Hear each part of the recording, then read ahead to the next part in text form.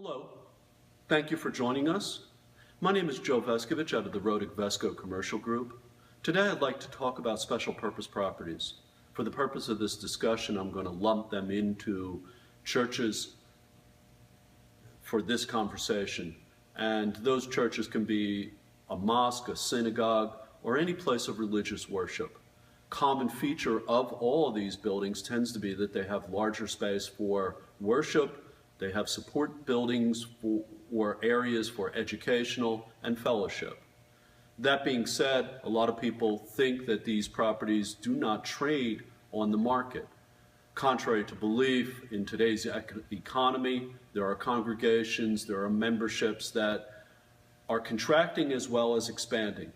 And that being said, there is demand for these properties. So what are some of the features that buyers are going to look at if in fact you were to put your property up for sale?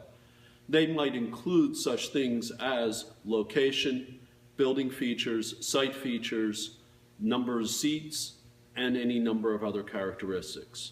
So those things all considered, what is a level 1 or an ideal buyer versus a level 3, which is somebody that can just use your building but really is not that all interested? Let's start with one of the first factors, which is location. That not only means is it in the city or is it out of the city, but how close is it to the roadways? Is the property or is the facility far away from major interstates?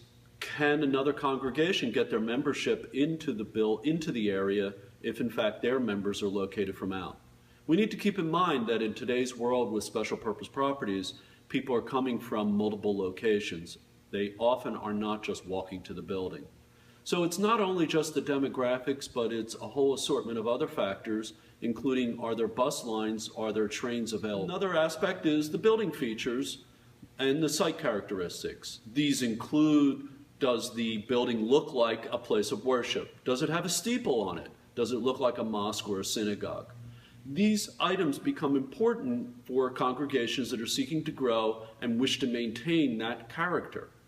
Other aspects include the size of the sanctuary, which will be discussed under the seating, but we also need to be sensitive to, does the building have sufficient area for educational, fellowship, and other functions?